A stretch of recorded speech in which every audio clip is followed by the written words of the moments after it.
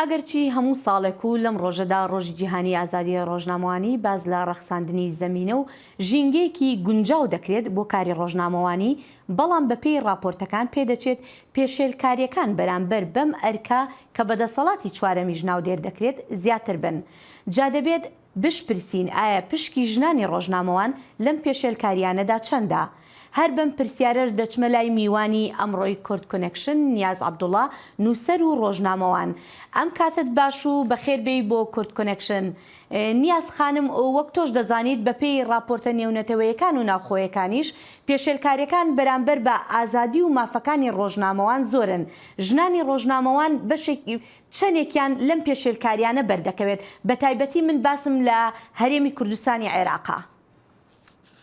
ڕۆژی ئازادی ڕۆژنامەگەری لە ئێوە و ڕۆژنامەنووسە ئازا و بوێر و ڕاستگۆکانی دەنگی ئەمریکا و تەواوی دەستگا ڕاگەیەنە کوردیەکان و بیانیەکانیش بە هەمان شێوە لە سەرانسەری دنیا پیرۆز بێت. هەڵبەت ئەوەی کە پشکی ئەو پێشێلکاریانەیە کە لە هەرێمی کوردستان بەر میدیاکارانی ژن دەکەوێت ڕێژەیەکی کەم نییە و جۆری ئەو پێشێلکاریانی کە لە بەرامبەر ژنان ئەنجامەدرێت بەهۆی ڕەچاوکردنی تایبەتمەندی ڕەگەزی و جێندەری لە شێوازی ئەنجامدانی هەڕەشەکان تایبەتمەندی ئەبینین. بۆ نمونە بەشێکی ژنان هەڕەشەی دەستدرێژی سێکسیان لێکرێ، هەڕەشەی بڵاوکردنەوەی گرتەی ڤیدیۆیان لێکرێ، جۆرەها بابەتی هاوشێوە کە ئەچێتە چارچەوەی ڕەچاوکردنی تایبەتمەندی جێندەری و ئەم جۆرە میکانیزمەی کە کۆمەلگا بە ئاسانی بۆ بڕواکردن ئەچێتە ژێرباری. بۆیە ئەم جۆرە لە هەڕەشە لە هەرێمی کوردستان بە درێژایی ساڵانی ڕابردوو لەسەر ئێمە لەسەر بەشێکی هاوڕێکانمان و ڕۆژنامەنووسانی تریش بە ئەنجام گەێنراوە یا تا ئێستا ئەتوانم بڵێم بەردەوامی هەیە و تەنانەت جار لە دوای جار شێوازی ئەم جۆرە لە هەڕەشە لە پەرسەندندایە. بەداخەوە وەک چۆن دەستگا ئەمریکان هیچ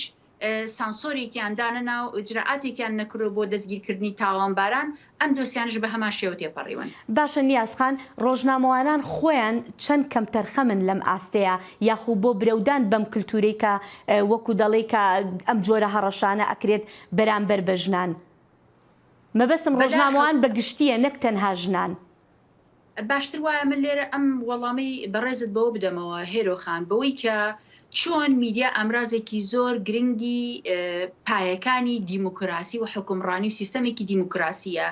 بە هەمان شەوە میدیا ئەمرازی پروپاگەندە و شێواندنی زانیاریە بەدەست ئەو جۆرە سیستەمە حکومڕانانی کە نا دیموکراسین. بۆیە میدیا بۆتەوە ئامراز بەدەستی بەشێکی حزب و هێزە سیاسیەکان لە هەرێمی کوردستان، بۆی کە بوونەتەوە بە ئامرازی دژایەتیکردنی دیموکراسی لە هەرێمی کوردستان و بەڵگەشتمان زۆرە.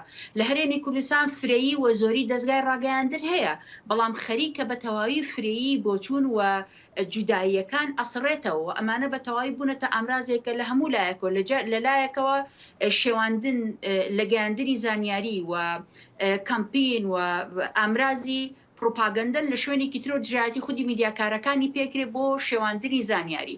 بۆیە ئەوەی کە ڕۆڵی دەستگا ڕاگەیاندنەکانە بەتابەت سۆشیال میدیا لە دژایەتیکردنی ژنان، لە دژایەتیکردنی ڕۆژنامەنووسان، ڕۆژەوەی کە پێیانەڵێن زانیارین، پاراستنن، تۆمەتی ژیانی تایبەتی کۆمەڵایەتیان بۆ دروستەکەن، دەسەبەت بۆ ژیانی کۆمەڵایەتی و تایبەتیان، هەموو ئەمانە ئەچێتە ئەو چارچێوەیە. بەڵێ نیازخان، دەستڕاگەیشتن بە زانیاریەکان با بڵێن بەشێکی سەرەکیە لە ئەرکی ڕۆژنامەوانی، یاخود ئەگەر دەستیان ڕانەگات بە زانیاریەکان ئەمەش یەکێکە لە پێشێلکاریە سەرەکیەکان کە دژ بە ڕۆژنامەوانان نەکرێ. باشە ئەم پێشێلکاریە لە چێوە دروست بووە لە هەرێمی کوردستان؟ وەک چۆن درێژەی ساڵانی ڕابردوو بۆ نمونە هەر ئامارەکانی سندیکای ڕۆژنامەنووسانی کوردستان بێنمەوە، سندیکا پارساڵ ڕایگەیاند کە لە 10 ساڵی ڕابردوودا نزیکەی 1400 ڕۆژنامەنووس زیاتر پێشێلکاریان لە بەرامبەر ئەنجامدراوە. ئەمە جگەلەوەی کە راپۆرتی ڕێکخراوە نێودەوڵەتیەکان ناوخۆیەکانی تر هەمووی ئاماژە بە پێشێلکاری ئێجگار زۆرەکەن. پێشێلکاریەکان پەیوەنددارە بە شێوەیەکی ڕاستەخۆ بە ئازادی ڕادربڕین بە گەیاندنی زانیاریەکانەوە. ئێمە ئەزانین بەداخەوە حکوومەتی هەرێمی کوردستان حکوومەتێکی شەفاف نییە و خۆی دانی بەوەدا ناوە کە تەواو تێوەگلاوە لە گەندەڵی هەموو ئەمانە بوونەتە بەربەستێکی زۆر گەورە لە بەردەم گەیاندنی زانیاری و هەنێجار تەنیا ئەوە نییە کە ئێمە ببینین وەزارەتی سامانە سروشتیەکان دەرگا و تەواوی هێڵەکانی پەیوەندی لەگەڵ ڕۆژنامەنووسان بەسوویە ئەگەر زانیاریش بگەێنێ بە ڕاگەیاندنی سەرۆکی حکوومەت سەرۆکی ئاژانسی پاراستن یاخود ئەو دەستگا ڕاگەیاندانەی ئەگەیەنێ کە سەر بەخوانن بۆی بۆ شێوازە زانیاریەکان بگەن بۆی ئەوەی کە پەیوەندی بە سانسۆری زانیاریەکان و ناشەفافیەتەوە هەیە بربەستێکی زۆر گەورەیە لە بەردەم میدیاکاران لە هەرێمی کوردستان بۆیە میدیاکاران زۆرجار لە کۆنگرەی ڕۆژنامەنووسی دەستدرێژیانەکرێتە سەر لە ڕووماڵی خۆپێشاندان لە بەدواداچوونە ڕۆژنامەوانەکانیان لە هەموو ئاستێک دەستدرێژیانەکرێتە سەر بەهۆی دەستخستنی زانیاری و بڵاوکردنەوەی. باشە ئەمە چەندێک کاریگەری بەسەر ئەو دۆسیانەوە هەیە کە وەکو دەگوترێت دۆسیەکانی ئاسایشی نیشتیمانی کە ڕۆژنامەوانان دەیانەوێت کاری لەسەر بکەن.